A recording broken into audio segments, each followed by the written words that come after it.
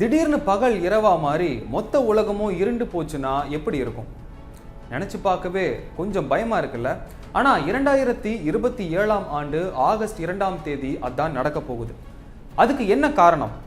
உலகம் திரும்பவும் எவ்வளவு நேரத்துல இயல்பு நிலைக்கு திரும்பும் அப்படிங்கிறத முழு தகவலோட இந்த வீடியோல நம்ம பார்க்க போறோம்.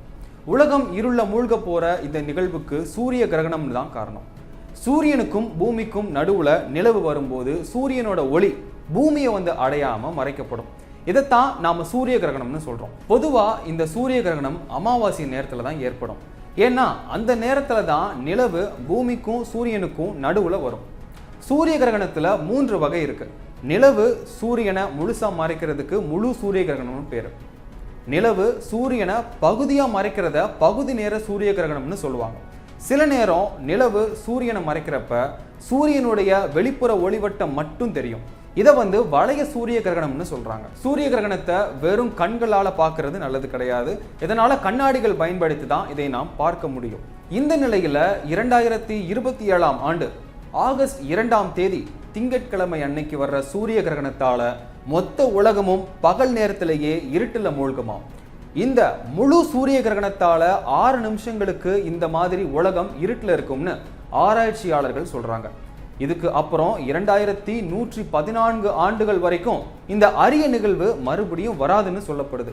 இதனாலேயே உலகத்தில் இருக்கிற கோடிக்கணக்கான மக்கள் இந்த அரிய சூரிய கிரகணத்தை பார்க்கறதுக்கு ஆவலோட காத்துக்கிட்டு இருக்கிறாங்க. இந்த கிரகணம் அட்லாண்டிக் பெருங்கடல்ல தொடங்கி பின்னர் ஜிப்ரால்டர் ஜலசந்தி, தெற்கு ஸ்பெயின், வடக்கு மொராக்கோ, வடக்கு அல்ஜீரியா, வடக்கு துனிசியா, வடகிழக்கு லிபியா, எகிப்து, சூடான், தென்மேற்கு சவுதி அரேபியா, ஏமன், சோமாலியா மற்றும் அரேபிய தீபகற்பத்தின் பிற நாடுகளுக்கும் செல்லும் என்று கூறப்படுது. இவ்வளவு சிறப்பு வாய்ந்த இந்த சூரிய கிரகணம் இந்தியாவில் தெரியுமா அப்படின்னு கேட்டா அது கொஞ்சம் கஷ்டம்தான். ஏன்னா இந்திய பெருங்கடல்ல இது மங்களா தெரியும்னு சொல்றாங்க. ஆப்பிரிக்காவோட பெரும்பாலான நாடுகள்ல இது தெரியும் அப்படிங்கிறதால இதை பெரிய வட ஆப்பிரிக்க கிரகணம்னு சொல்றாங்க. இதை நல்லா பார்த்து ரசிக்கணும்னு ஆசைப்படுறவங்க லிபியா அல்லது எகிப்து நாடுகளுக்கு போறது நல்ல சாய்ஸ். பொதுவா சூரிய கிரகணம் 3 நிமிஷத்துக்கும் குறைவாகத்தான் நீடிக்கும். ஆனா இந்த சிறப்பு கிரகணம் 6 நிமிஷம் வரைக்கும் நீடிக்க இருக்குது.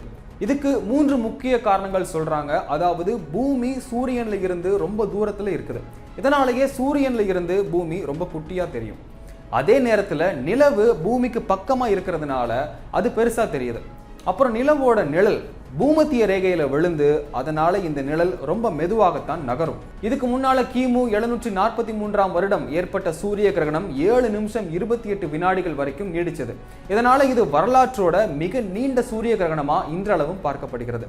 இன்னும் 2 வருஷத்துக்கு அப்புறம் உலகத்தை இருட்டுல மூழ்கடிக்க போற இந்த சூரிய கிரகணம் பத்தி நீங்க என்ன நினைக்கிறீங்க அப்படிங்கிறத மறக்காம கமெண்ட்ல சொல்லுங்க. நன்றி.